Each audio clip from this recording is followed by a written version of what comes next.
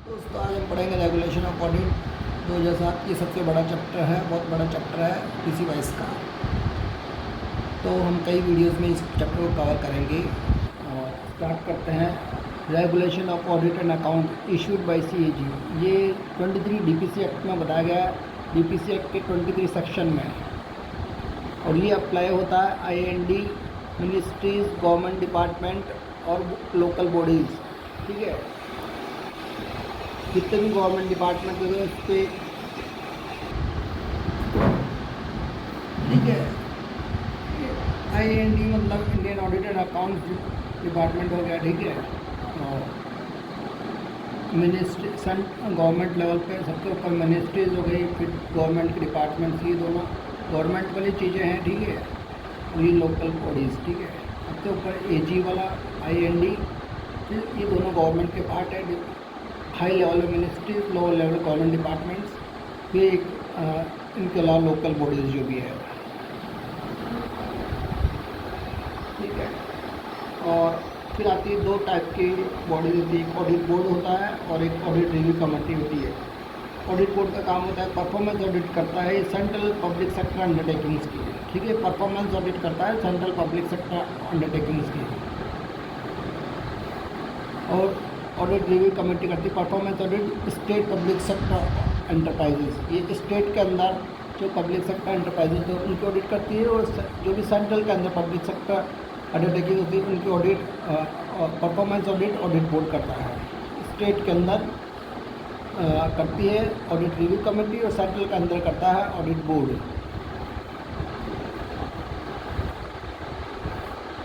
Audit memo की, audit memo जैसे department को एजी ऑडिट अपना मेमो इशू करते हैं, किसी भी इंफॉर्मेशन निकलाने के लिए कोई डॉक्यूमेंट चाहिए हो तो ऑडिट मेमो इशू करते हैं।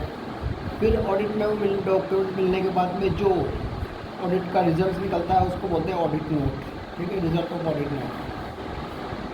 Audit report of CAG article 151 में बताया गया है कॉन्स्टिट्यूशन के, 49 ऑफ यूटी एक्ट में, यूनियन टेरिटरी एक्ट में, जो ऑडिट रिपोर्ट होती है सीएजी की, उसके आर्टिकल 51 में बताया गया है, और 49 यूटी एक्ट की, ठीक है। गवर्नमेंट कंपनीज, इसका जिक्र किया गया है 617 कंपनीज एक्ट 1956 में, सेक्शन 617 कंपनीज एक्ट 1956 में।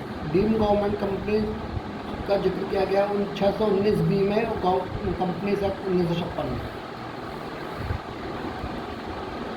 आते हैं दो चीज़ आते हैं, लोकल फंड ऑडिटर और examiner of local fund accounts, ठीक है। लोकल फंड ऑडिटर होता है स्टेट का ही ऑडिटर होता है, जो ऑडिट करता है पंचायती राज और अर्बन लोकल बॉडीज़ का, ठीक है। ये स्टेट का ऑडिटर होता है जो ऑडिट करता है पंचायती राज और अर्बन लोकल बॉडीज़ का। एग्जामिनर लोकल फंड अकाउंट की होता है सीएजी का ऑफिसर होता है जो ऑडिट करता है पंचायती राज और अर्बन लोकल बॉडीज़ का, ठीक है। प्रैक्टिस नोट, इसके अंदर क्या होता है, डिटेल इंस्ट्रक्शन होते हैं ऑडिटर अकाउंट्स के, ठीक है।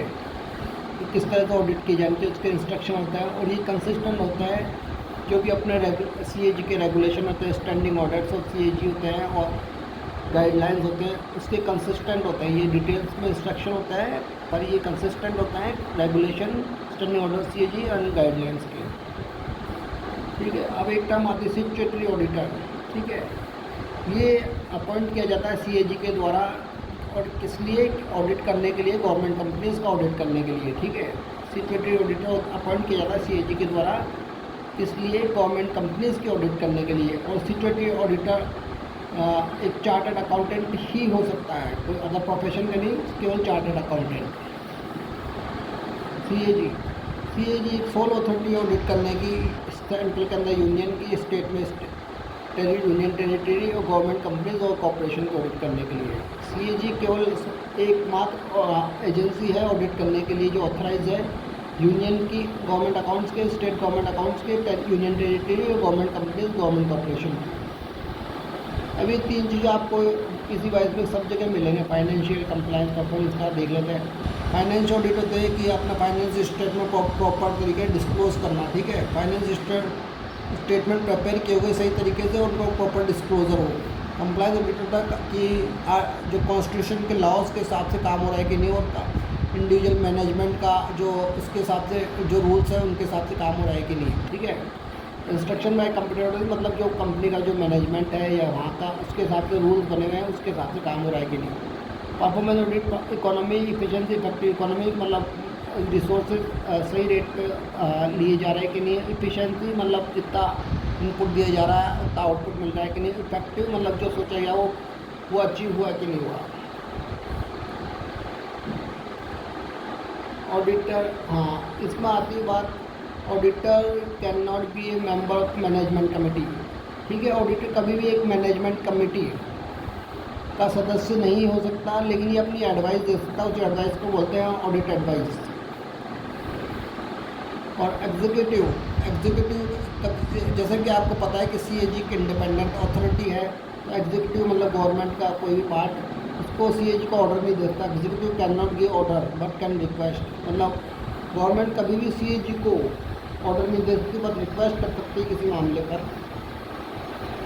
सीएजी का आप डीपीसी का 23 act scope and extend of audit, scope, ठीक है। स्कोप में बताया गया ऑब्जेक्टिव ऑफ ऑडिट, इसके अंदर बताया गया assessment of internal control, internal जो भी डिपार्टमेंट के इंटरनल कंट्रोल्स लगाए गए फ्रॉड रोकने के लिए, उसका असेसमेंट किया जाना स्कोप में आता है। एक्सटेंड के अंदर आता है कि जो किसी जगह किसी डिपार्टमेंट का वो ऑडिट के अपन संदर्भ में बात करें कि पीरियड कौन से पीरियड में ऑडिट होनी है उसकी, उस पीरियड में कौन सी यूनिट्स उस आएगी ऑडिट जिसकी ऑडिट की जानी है। और एक्सटेंड कितना होगा, मतलब टेस्ट चेक करने के लिए कितना एक्सटेंड तक अपन टेस्ट चेक लगाएंगे, मतलब एक लिमिट होती है टेस्ट चेक की, अपन बहुत ज़्यादा डीप में भी लगाते हैं, बहुत ज़्यादा कम में लगाते हैं। एक्सटेंड ऑफ टेस्ट चेक, क्या क्या चीज़ें आपके लिए इंपॉर्टेंट है वो चेक की जाएगी। और बाउंड्रीज ऑफ ऑडिट इंक्वायरी कि आप ऑडिट की बाउंड्री क्या रहेगी वो चेक करने के लिए, ठीक है। मतलब पीरियड के अंदर फिर कितने यूनिट्स है, और एक्सटेंड क्या टेस्ट चेक का, और बाउंड्रीज ऑफ ऑडिट इंक्वायरी, ये इम्पोर्टेंट है। ये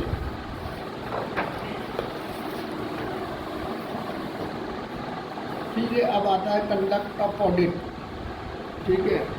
जैसे आप ऑडिट करने के लिए आपको डॉक्यूमेंट चाहिए होंगे, तो ऑडिट के लिए डॉक्यूमेंट्स, डिपार्टमेंट के डॉक्यूमेंट कहाँ से मिलते हैं, ठीक है। तो या तो वो एजी ऑफिस में आ जाता है, जैसे आप देखते हो कि लेटर वगैरह आते हैं एजी ऑफिस में, ठीक है, रिसीव्ड एट ऑडिट ऑफिस, या फिर आप फील्ड पर ऑडिट जाते हैं तो वहाँ ऑडिटेबल एंटिटी वहाँ उनके ऑफिस में मिलते हैं, या फिर जहाँ ऑडिट डिसाइड किए कि वहाँ से भी प्राप्त हो सकते हैं, ठीक है। ऑडिट जो डिसाइड करेगा वो जगह डिसाइड करेगा, वहाँ पे वो ले सकता है, ठीक है। स्पेशल ऑडिट, ठीक है। इधर सेक्रेटरी डिपार्टमेंट एजी ऑफिस से रिक्वेस्ट करता है कि स्पेशल ऑडिट कराने के लिए, ठीक है। कभी उसको खुद भी किसी चीज़ की ऑडिट करवानी होती है सीएजी से, तो वो रिक्वेस्ट करता है। तो और इसमें क्या क्या पॉइंट्स होते हैं स्पेशल करवाने के लिए, कोई स्पेसिफिक रीज़न देता है कि क्यों ज़रूरी है, ठीक है, स्पेशल ऑडिट करवाना।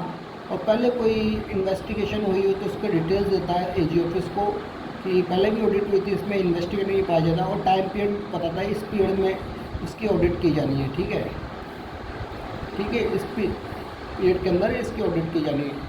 सबसे पहले तो रीज़न बताएगा क्यों ज़रूरी है स्पेशल ऑडिट कराना। दूसरा, पहले कोई इन्वेस्टिगेशन हुई उसकी डिटेल देता है, और टाइम पीरियड बताता है किस पीरियड की ऑडिट की जानी है, ठीक है।